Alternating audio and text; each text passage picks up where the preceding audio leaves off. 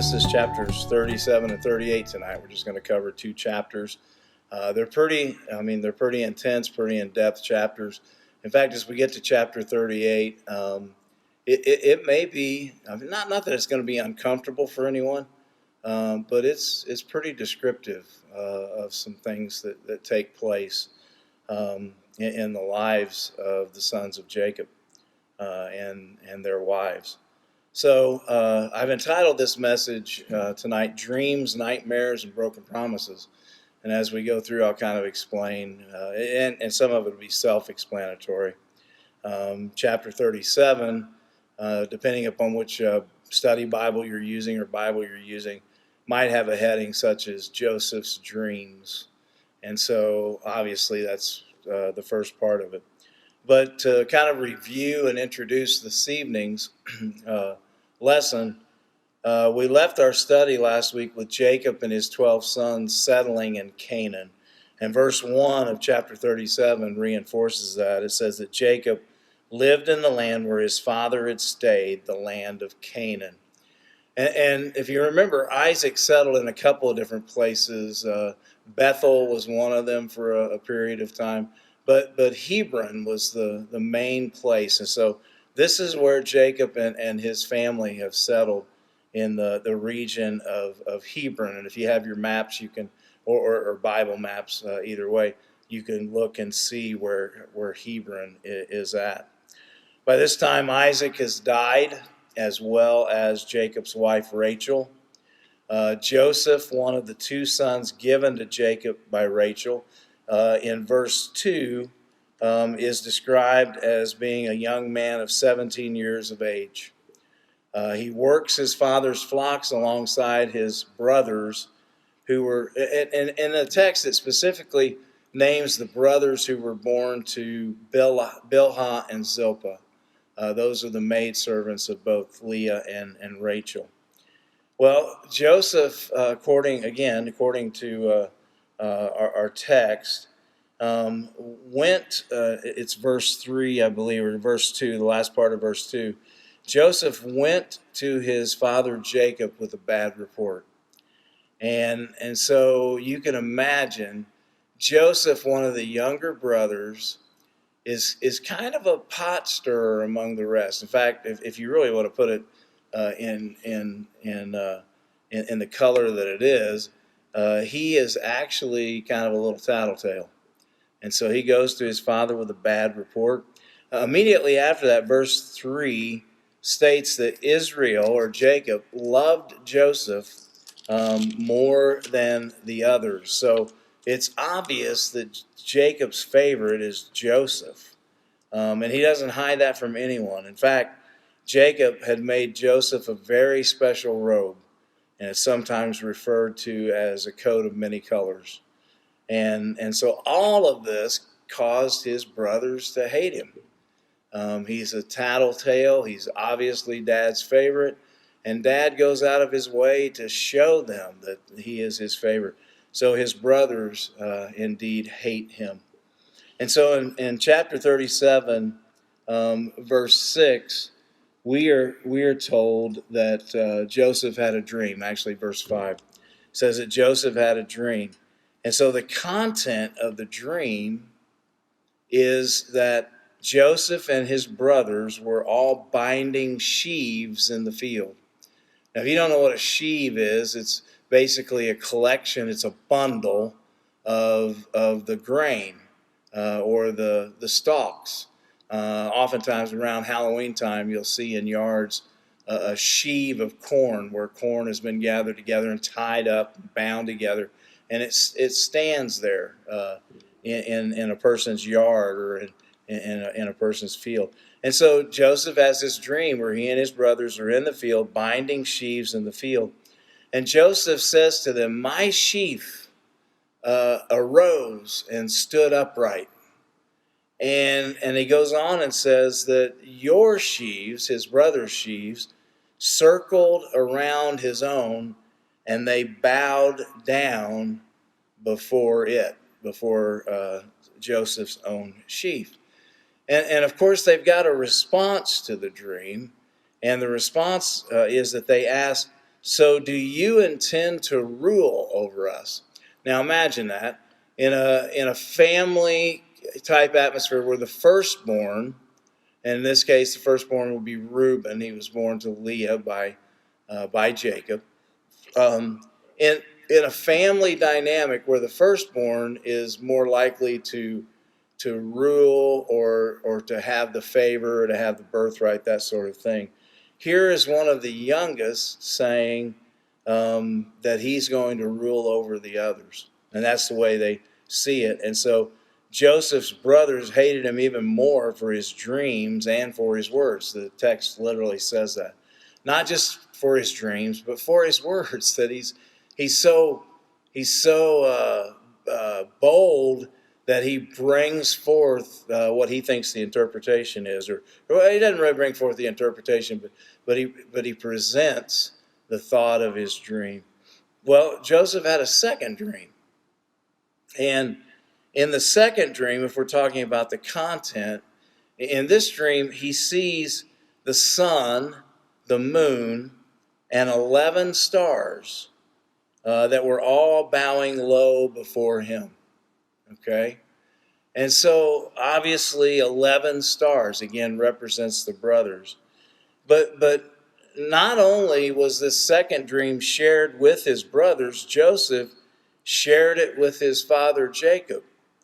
And the response was that Jacob said, "Will your mother, brothers, and I actually bow down before you?" And by this time, it should be explained, by this time Rachel has died, and it's assumed that at this moment Jacob is referring to Leah as Joseph's mother here, okay? That Leah has kind of taken the place of Rachel since she has died. And so because of this second dream, Joseph's brothers were even more jealous of him. Jacob, it says, though, Jacob, however, in verse 11, his brothers were jealous of him, but his father kept the matter in mind. You know, that phrase kind of reminds me of the passage in the New Testament where it says that Mary took these things and pondered them in her heart. You know, maybe Jacob did the same thing. You know, he hears what his son's saying, and he can't believe what his son's saying. In fact, he rebukes his son for it, but then he hangs on to it. Maybe there's a little truth to this. Maybe he's not just, maybe he's not just the pot stirrer that everybody thinks he is, but maybe there's some truth to these dreams. And so that brings us to the next section that I call nightmares. And we find those nightmares in Genesis 37, verses 12 through 36. Joseph could be described as a dreamer, okay? He is a dreamer. He's been gifted to have these dreams. And we find out later that God is preparing him for something. And so the very first part of it covers Joseph's dreams. The thing that I would say about Joseph in those moments was, maybe he shouldn't have shared those things in such a boastful way before his brothers. That's really the only criticism that you can bring. But maybe it was important that he shared those things, because as we're going to see, the circumstances play out to put Joseph where he needs to be. So we've been talking about the providence of God, and in some ways, with the providence of God, it reminds me, and I've said this before, of the old hee-haw skit where they were in the barber shop and someone would say, "Oh, that's bad," and another person would, "No, that's good." And this whole setting, all of these circumstances in chapters 37 and 38 kind of play out that way when you see the rest of the story, as we will in the near future. And so now we come to this section that I've entitled Nightmares. And there's a reason I've entitled them Nightmares, both for Joseph and for Jacob. So in this section, we're told in verse 12 that the sons of Jacob were caring for Jacob's flocks near Shechem. Now, I've already stated that they're living in the region of Hebron. And so Shechem is, Shechem is about 40 miles northeast of Hebron. Or another way to say that, because I have this in your notes, Hebron, where Jacob's people are living, is just about 40 miles southwest of Shechem. Shechem, if you remember, as we talked about Shechem last week, that's where they originally went to take their flocks. And there Jacob built these booths, and he called the place Sukkoth, and which literally means booths. And so he had built these shelters up in that region in order to take the flocks there and to feed them. And so now his sons are in that region, 40 miles away, caring for the flocks. So Jacob, who's now called Israel in the text, sends Joseph to find them. And the only reason we read for Joseph going is to find if all was well with them, if all was well with his brothers. And so Jacob's just simply sending him to see if they're doing okay. And so by the time Joseph arrives at Hebron, he actually discovers and is told that his brothers have taken the flocks to Dothan. And Dothan is another 12 miles north. And so now 52 miles away from home, as Joseph approaches his brothers at Dothan, they have already seen him coming. And there's no doubt that it's him because he's wearing this coat of many colors. He's wearing the very gift that they despise. And so they see him coming. And as he came near, they conspired against him. "Here comes the dreamer," they said. "Let us kill him and throw him in a pit." And I believe they literally meant that. In fact, they took that a little further. "Here comes the dreamer. Let us kill him and throw him in a pit, and then we will see what becomes of his dreams." You know, no one likes anyone who brags or boasts about his abilities or even his dreams. And so they are conspiring to literally put him to death. And Reuben, as I've stated, who is the oldest of the brothers, says, "Let us not take his life. Let us not take his life." And in the text, Reuben states that Reuben has a plan to rescue Joseph and restore him to Israel. His plan is, he says, let's throw him in this pit, but let's not kill him. And Reuben's plan is that later he will come back and rescue Joseph and take him back to Jacob or Israel.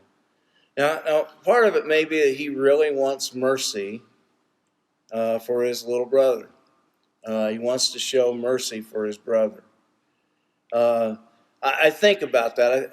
I'm the oldest of two, and I can remember back whenever my brother and I might get into it, and we might actually have a fist fight. And I can remember, and we've talked about this before, it's not going to upset my brother, but we'd have a fist fight. And sometimes my brother, what I noticed is he was really trying to hurt me. And I just remember, I remember there was a part of me that, sure, I'm willing to fight him, but I didn't want to hurt him. And that's what I kind of see with Reuben. Maybe there's a part of this where he's really trying to show mercy to his brother. But there's another part of it, a possibility, and that is that he may want to receive the reward for bringing Joseph back to his father. Reuben, as the oldest, has a sense of responsibility for the younger. And so maybe if the others get back and say, well, we lost Joseph, and then here Reuben shows up with Joseph, maybe he gets a reward for that. And so that's a possibility. So when Joseph arrives, his brothers strip him of his robe and they throw him into an empty pit. So they throw him into this empty pit. They take his robe, they throw him into an empty pit. And then the brothers sit down to eat. Now that's the part that really kind of amazes me.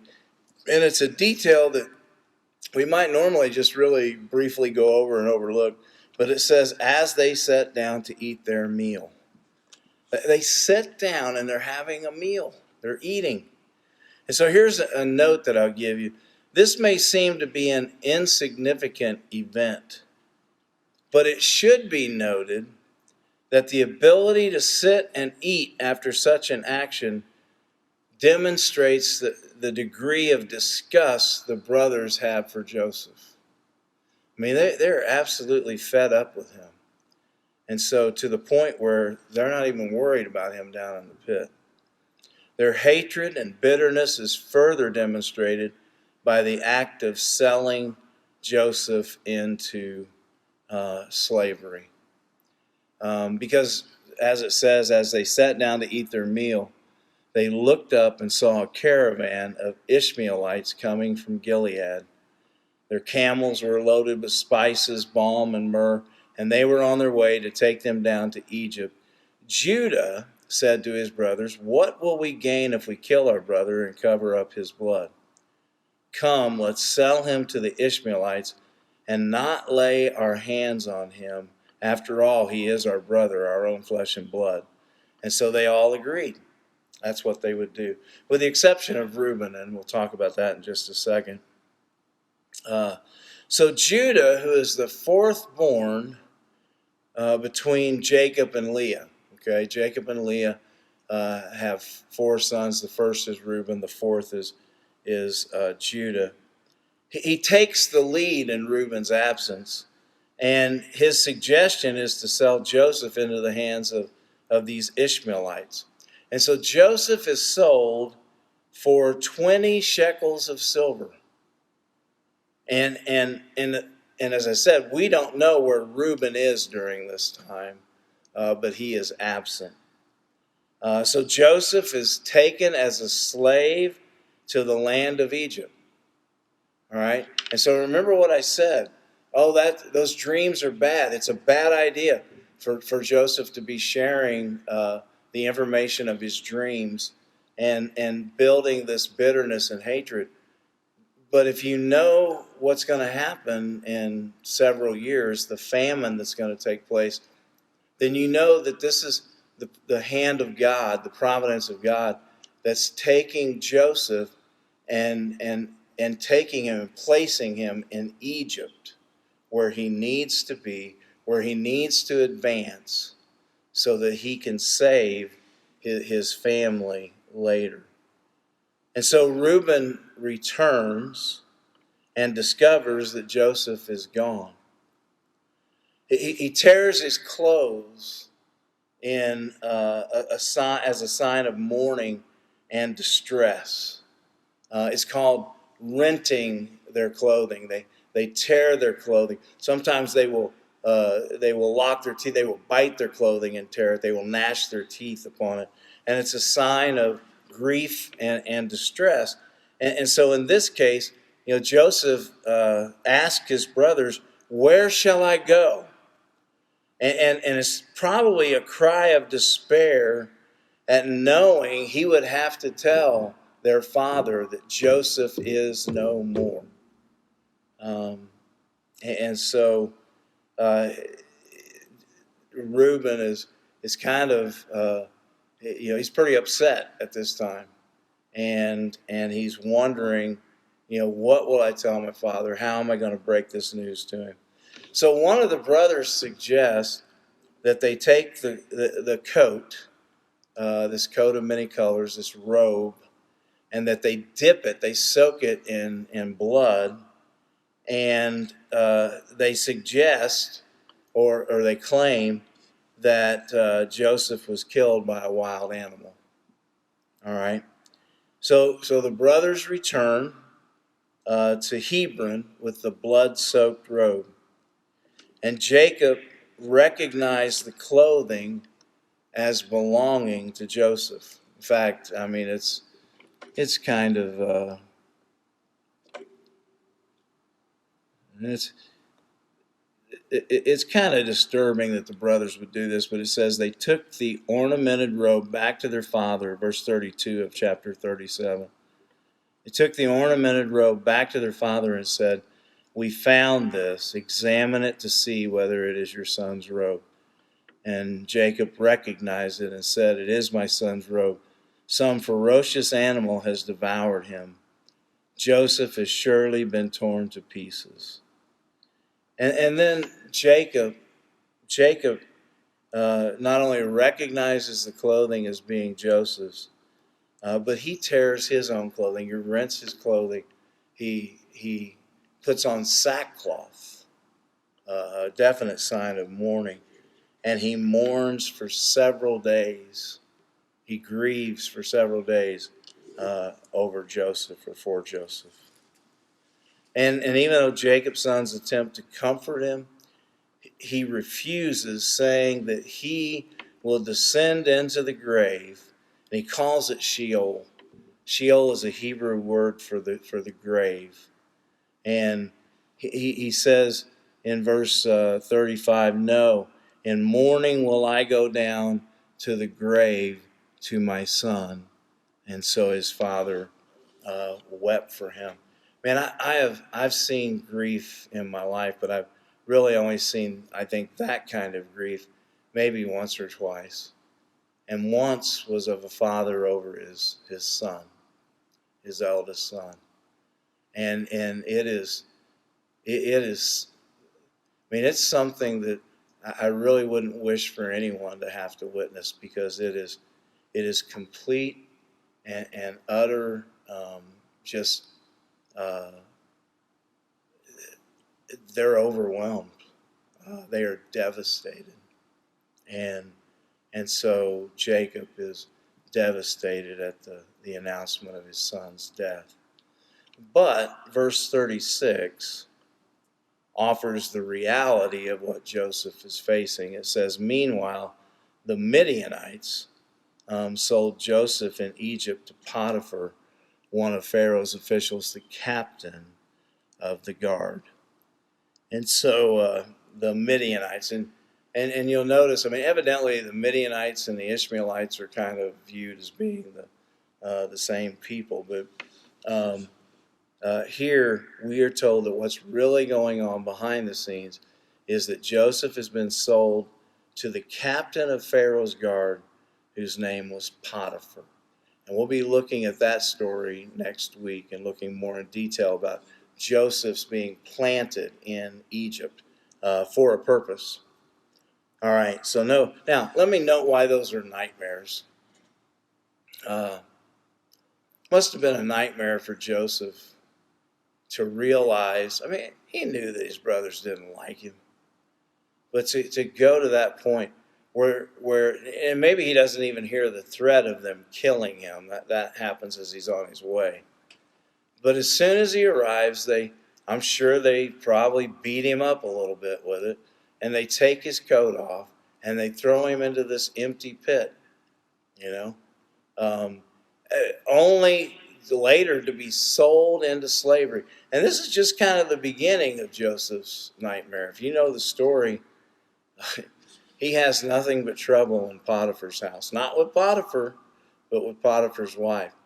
He's falsely accused of sexual assault. He's put in prison. Even in prison, the head of the guard completely trusts Joseph and puts him in charge over his section of the prison, and things go well with him. There are a couple guys who work for the king who've been placed in the cell block that he's in, and they basically they find out that he interprets dreams. They bring him dreams, and Joseph interprets them for them. One has a great outcome, the other is not so great. And even as the one is set free, the one that he predicted would be set free, he's asked that man to remember him. before Pharaoh. And the man forgets to mention that. And so that's my point is, that's why I would call it nightmares. His dreams have kind of turned into a nightmare at this point. And it's a nightmare for Jacob. I mean, the death of any son would be difficult, but the death of the one that you call your favorite, that would be devastating. It would be a nightmare. And so that's why I entitled that that section, nightmares. And so now broken promises, Genesis chapter 38. And Genesis chapter 38 certainly isn't a PG-rated chapter in the scriptures. You're going to hear some things in here that normally, we might not talk about or even preach about, but I'm going to come straight forward from what the text says. And so, broken promises, Genesis chapter 38. The first broken promise, right off the bat, verse 1, at that time Judah left his brothers and went down to stay with a man of Adullam named Hira. Now, what you got to understand is he's staying with Canaanites. Okay, there Judah met the daughter of a Canaanite man named Shua. He married her and he lay with her. Right. So the first broken promise is that Judah turns to the Canaanite people for a wife. He's not supposed to be intermarrying with them, and so he breaks his promise to his father. To the patriarchs, he breaks his promise to God, and he marries the daughter of a Canaanite. She was the daughter of Shua, and she bore Judah 3 sons. The first was named The second was called Onan, and the third was Shelah. So he breaks that promise of not intermarrying, and he has these 3 sons. The second broken promise that I see in this text is that Judah then chooses a Canaanite woman for his son When he's old enough to marry, he chooses a Canaanite woman for and her name was Tamar. We're not told much about we are told that he was wicked in the eyes of the Lord. And so the Lord put him to death. And so here is who is wicked in the eyes of the Lord, and God basically strikes him dead. And so, second broken promise, Judah chooses a Canaanite woman for his son The third broken promise, Onan is instructed to take Tamar as his own wife. Now, this is a fulfillment of the liberate marriage. Though this actual law is not enacted at this time, the act of support was considered an essential practice within the law of Moses. All right. Deuteronomy 25, 5 through 10 talks about it. Now, that's much after this time. It's after Moses has come on the scene and the law is given. But you need to understand that the patriarchs, God's people, kind of practiced this support system, if you will, in that if the older brother died, then the next oldest brother in line was to take his wife as his own and to provide for her and to provide offspring for her. All right. So now, how is that a broken promise? Well, the broken promise takes place when Onan makes the decision. His father tells him in verse 8 of chapter 38, Judah said to Onan, "Lie with your brother's wife and fulfill your duty to her as a brother-in-law to produce offspring for your brother." All right. And so the broken promise takes place when Onan made the decision to spill his seed upon the ground. Now again, I told you this is where it gets a little bit, unnerving for some people. But the English Standard Version states it this way. When he, Onan, went into his brother's wife, he would waste the semen on the ground. Okay? And so he is basically spilling his semen on the ground instead of, fertilizing her so that she could give birth. Now, the question is why? I mean, it really is. The question is why. And the answer is, the scripture's straightforward with it. Onan realized that if Tamar conceived, the child would not be considered his, but the child would be considered hers.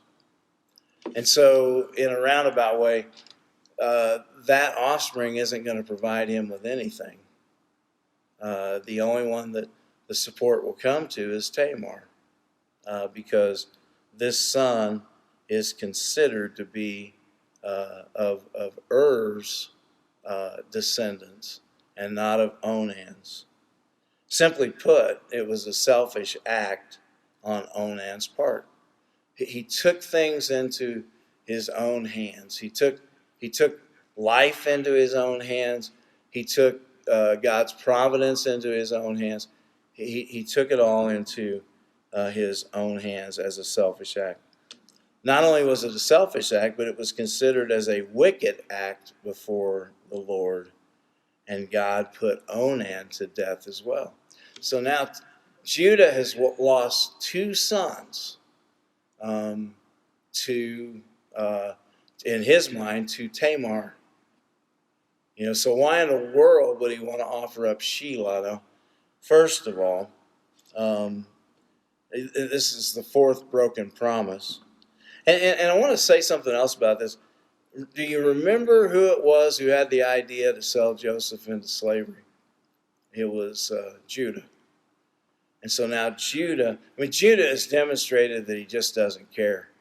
He doesn't care about his family. He doesn't care about his.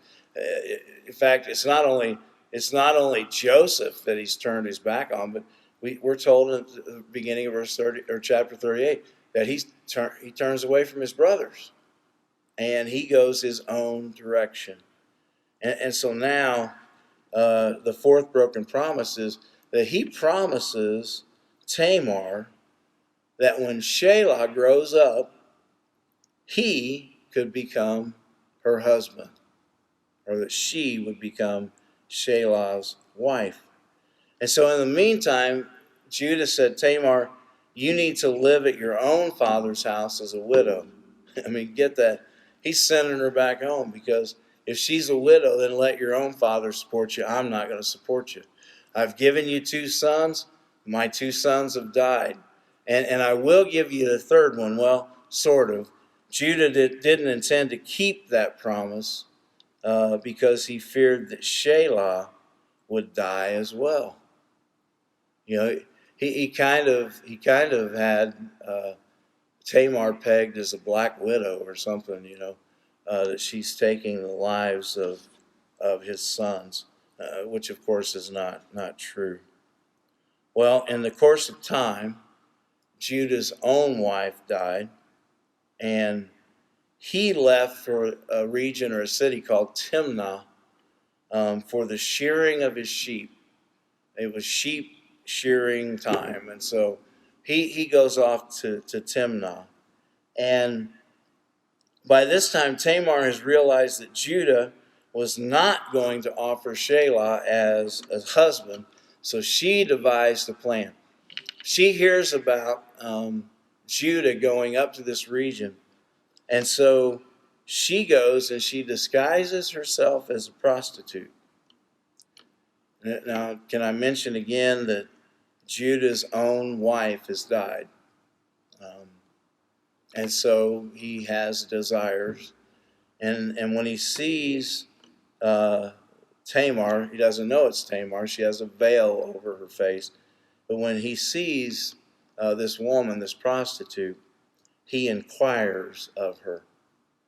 And so there's this little exchange that takes place. And so Tamar asks what would be paid. It's interesting. She's not the one dictating the payment here.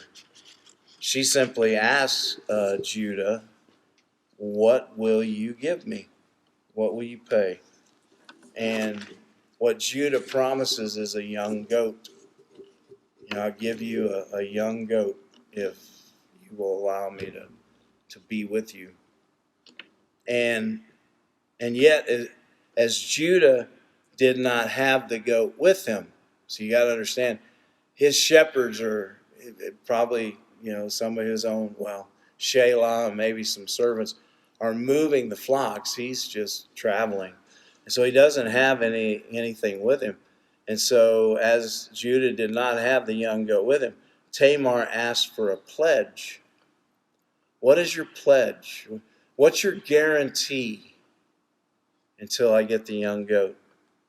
And the guarantee, or the pledge, was made up of Judah's signet, his cord, and then his staff. So we're talking about, you may notice that within Hebrew, and they wear a cord around their necks, around their garments. And then the signet is, we've kind of had some background on that. The signet ring of King Xerxes, for example, from the Esther series. But in this case, the signet was probably worn around his neck, much like a necklace. I wear my original wedding ring around my neck. Not that that's my signature, but just as an example. They would have worn their signet around their neck. But then also his staff, his shepherd's staff. And so Judah agrees, leaves those things with her. So now after the situation is over, after he's been involved with her, as he's gone on towards Timnah, he sends a goat just as he had promised. Only his servant was unable to find the prostitute that Judah had visited. She just disappeared and vanished. And so there was a little bit of a go-between, a debate, I guess, about the fact that she had his things. But finally it was decided to kind of chalk those items up as a loss. If we make a big deal out of trying to find the signet and the staff and the cord, then we'll become the laughing stock of everyone. Your Judah can't even do that right? And so he just chalks it up as a loss and lets it go. All right, so fast forward 3 months. 3 months later, Judah is told that Tamar, his daughter-in-law, is pregnant. Now, when you think about the situation, Tamar is not married. She should be. She should be married to Shelah. But Judah has withheld him from her for whatever reason. He cites fear. And so Tamar is pregnant. And this is a serious matter. And I'm not picking on the subject, but in our day and age, we don't even blink at that anymore. But in this day and age, in Judah's heart, as well as the hearts of others, that meant that Tamar must have been unfaithful and immoral in some way. She's allowed, be careful. I'll be careful with that. But in this case, in their opinion, she has allowed herself to be taken advantage of, and she becomes pregnant. Now, what this certainly meant among Jacob's people was that Tamar was to be put to death. And in this case, in the text, we're told that she is actually to be burned to death. In verse 24, Judah said, "Bring her out and have her burned to death." Not stoned. That's not a part of the law yet. And in their culture, this is what they did to adulterers, immoral individuals. And I mean, I guess if we were to be truthful about it, and I'm not trying to be disturbing with this, but especially in this day and age, it's what they did to immoral women. I mean, the man, yes, it could happen to a man. They could be punished in this way. But the burden of proof was huge in that situation. Obviously, just because she's 3 months pregnant, she's accused. All right? That's important. It plays into the story. So she's to be brought out and burned to death. And then Tamar sent word for her father-in-law. And she asked a question. Actually, she makes a statement. She said, "These items belong to the father of my child." And then she kind of asked this question: "Will you please identify these things, the signet, the cord, and the staff, and tell me to whom they belong?" In your notes, I went right from that because it's such a such a straightforward confrontation, I guess. Do these look familiar? I mean, it's that kind of thing. And so in your notes, I put it this way: lesson learned. Remember all the broken promises with Judah? Yeah. Remember his instigating his brother being sold into slavery. Remember that first broken promise, because he doesn't marry from among his own people, but he marries a Canaanite woman. Remember that his second broken promise is that he introduces his son to a Canaanite wife. Remember that his third broken promise is that comes in the form of Onan. Actually, he instructs Onan to lie with Tamar, and Onan, in a selfish act, spills his seed on the ground. Remember the fourth broken promise, okay? I will give you my youngest son when he grows up, and he never intended to do that in the first place. But now, lesson learned. Judah realizes that he is the man. He's the father of her child, if you will. And what a wonderfully honest response that Judah has. Judah responds with this: "She," meaning Tamar, "is more righteous than I, since I did not give her to my son Shelah." I mean, you might think that he would become angry because she had tricked him. She had seduced him. But she was determined to get the son that belonged to her from Ur. And so she did that by conspiring against Ur's own father and using him to provide the child that Ur couldn't give her, and that Onan wouldn't give her, and who she would never have with Shelah, because Judah was not going to provide Shelah as her husband. She is more righteous than I, since I did not give her to my son Shelah. And so the aftermath of all this, or the rest of the story within this chapter 38, Tamar gives birth to twin sons. And if you get a chance to read through it, it's kind of interesting. It begins in verse 37. By the way, we're told that after he discovers that Tamar is pregnant with his child, his sons, I should say, that he does not have intercourse with her again. She's gotten what was required. She has the blessing of Er's seed. 2 sons. And so Tamar gives birth to 2 sons, to twins. When the time came for her to give birth, there were twin boys in her womb.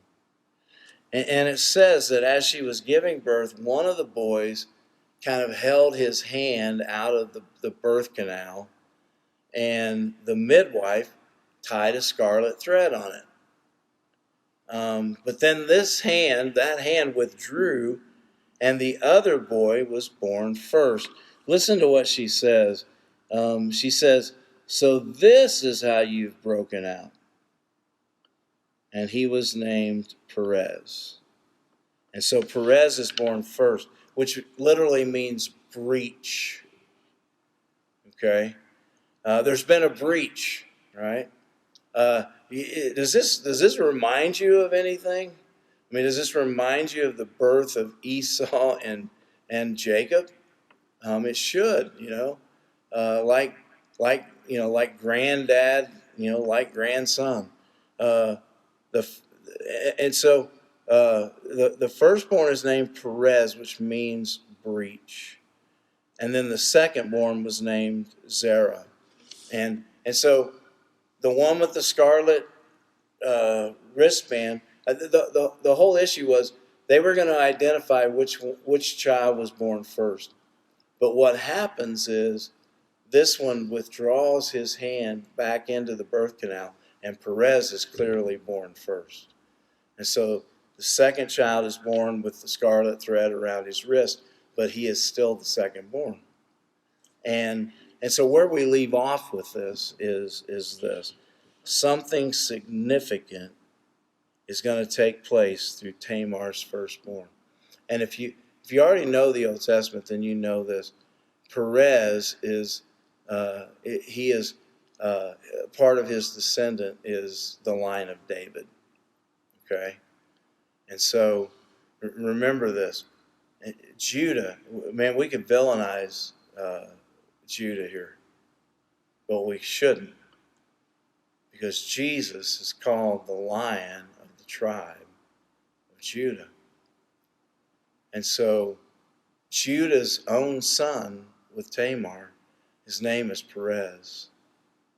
And Perez proves to be a grandfather, great-grandfather to King David. And so that significance of the position of the firstborn. Well, I hope you enjoyed tonight's study. Next week we'll get into Joseph being in Egypt, God using circumstances to bring him to the second most powerful man in the world during that time. And so I hope things are going well for you. We thank you for tuning in. And as always, if there's any need, prayer, concern, whatever it might be, please contact the church office. There's always someone here to answer. And we love you all. We miss you. And we look forward to being back together very soon. So God bless.